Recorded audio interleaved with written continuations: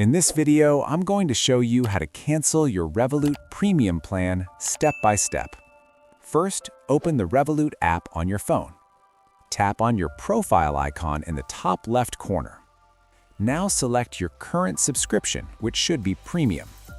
Next, tap on See Plans to view all available Revolut plans. Since Premium is currently active, select Standard. Now tap on Downgrade to Standard. Confirm the action by tapping Proceed with Downgrade. Revolut may offer you a discount to stay on Premium.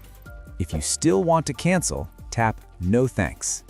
Then tap Proceed with Downgrade again.